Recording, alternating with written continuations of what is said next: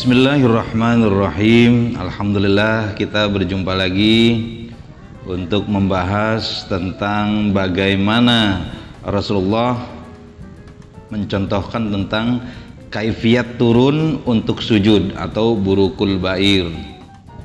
Kaifiat turun untuk sujud ialah dengan mendahulukan lutut sebelum tangan. Dalil-dalilnya adalah sebagai berikut. Yang pertama yaitu hadis marfu amaliyah Rasul. Yang pertama adalah an Wa'il ibn Hujrin qala, dari Wa'il ibn Hujr ia berkata, ra'aitun Nabi sallallahu alaihi wasallam idza sajada, saya melihat Nabi sallallahu alaihi wasallam apabila akan sujud, wada'a rukbatayhi qabla yadayhi, beliau mendahulukan dua lututnya sebelum dua tangannya, ya. Beliau mendahulukan dua lututnya sebelum dua tangannya. Wa idza nahadha, dan apabila akan bangkit, rafa'a yadayhi qabla rukbatayhi, beliau mengangkat dua tangannya sebelum dua lututnya. Hadis riwayat Abu Daud dalam Sunan Abu Daud Kitabus Shalah bab kaifa yada'u rukbatayhi qabla yadayhi. Nah, hadis yang kedua tentang amaliyah Rasul, yaitu hadis marfu an Nasi' ibn Malikin qala ra'aitu Rasulullah sallallahu alaihi wasallam kabbara, dari Anas bin Malik radhiyallahu anhu ia berkata, aku melihat Rasulullah sallallahu alaihi wasallam bertakbir, thumma in hatta bit takbiri, kemudian beliau turun untuk sujud sambil bertakbir, ya, turun sambil bertakbir, hatta sabaqat rukbatahu yadaihi, sehingga kedua lututnya mendahului kedua tangannya, ya, sehingga kedua lututnya mendahului kedua tangannya. Hadis riwayat Al-Baihaqi As-Sunanul Kubra jilid 2 halaman 99. Kemudian diriwayatkan oleh Ad-Daraqutni dalam Sunan Ad-Daraqutni jilid 1 halaman 345. Demikian pun Imam Al-Hakim meriwayatkan dalam Al-Mustadrak jilid 1 halaman 226.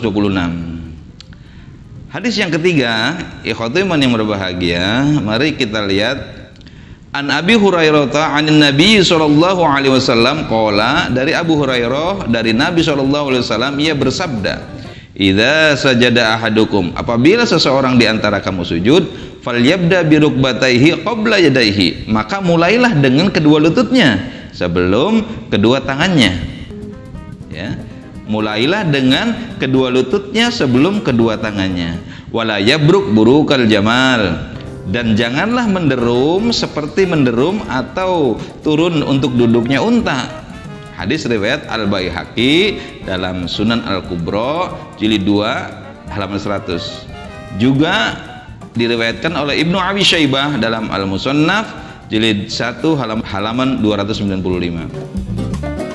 Ikhwati iman yang dimuliakan Allah, mari kita lihat hadis mauquf, masih yang menceritakan tentang lutut dulu sebelum tangan, yaitu hadisnya haddatsana Waqi'un anil A'mash an Ibrahim, menceritakan kepada kami Waqi' an al-A'mash dari Ibrahim, anna Umar kana yadha'u rukbatayhi qala yadayhi, bahwa Umar meletakkan kedua lututnya sebelum tangannya, ya.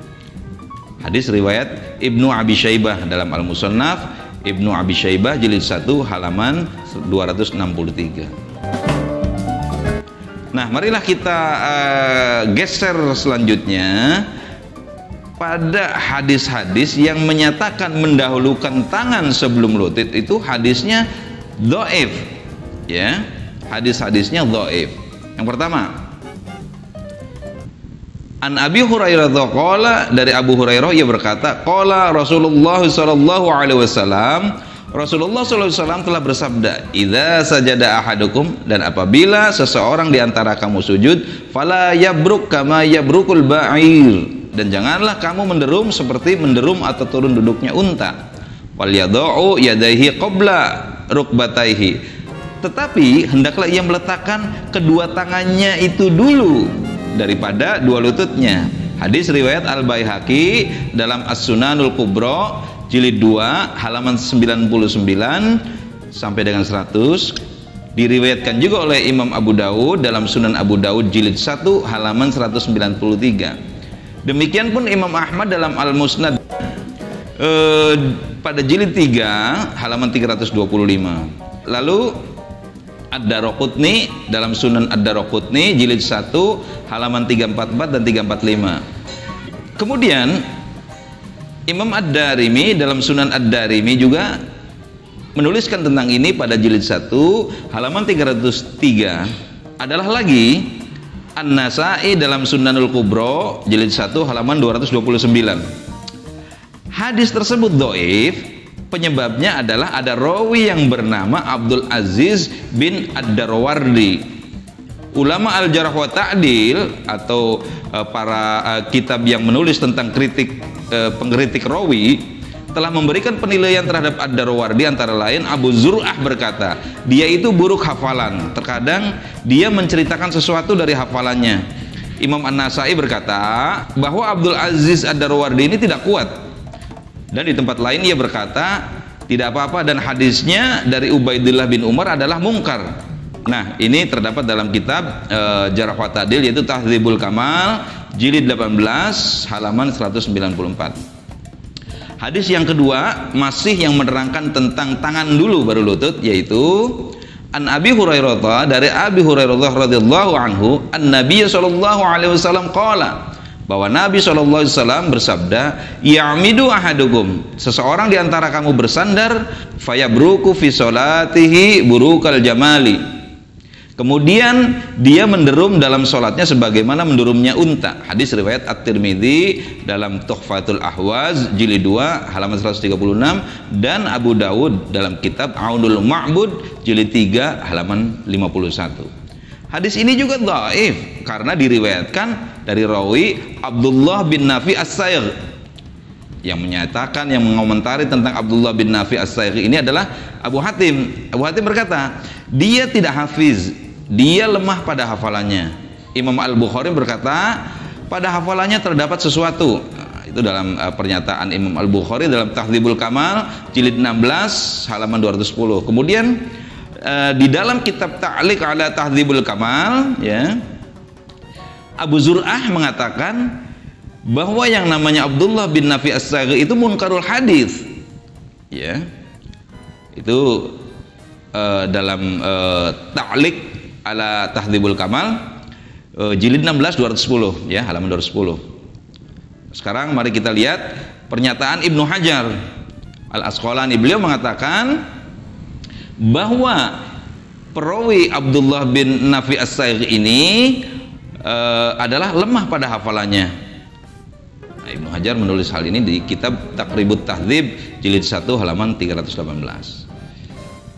Hadis yang ketiga masih yang menerangkan tentang tangan dulu baru lutut, yaitu hadis yang menyatakan di sini An Ibnu Umar, dari Ibnu Umar radhiyallahu anhu, anna Rasulullah sallallahu alaihi wasallam kana idza sajada, sesungguhnya Rasulullah sallallahu alaihi wasallam bila hendak sujud, yad'u yadayhi qabla rukbatayhi, beliau menempatkan kedua tangannya dulu sebelum kedua lututnya. Hadis Ad-Daraqutni, Sunan Ad-Daraqutni jilid 1 halaman 27, ya.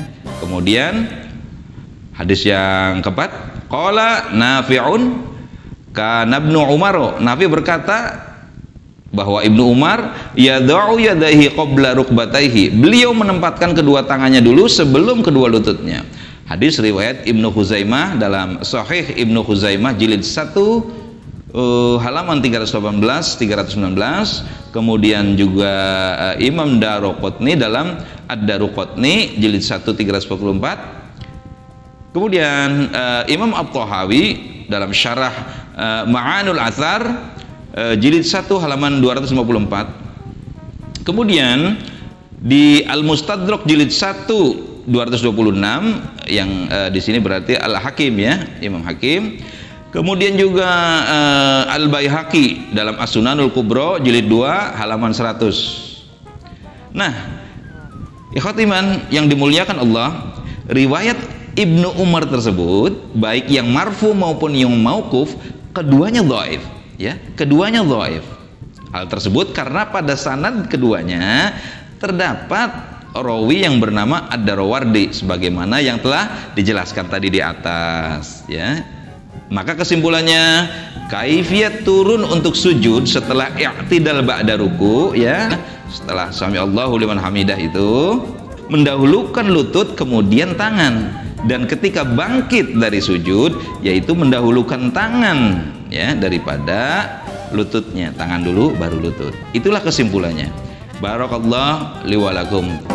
Assalamualaikum warahmatullahi wabarakatuh.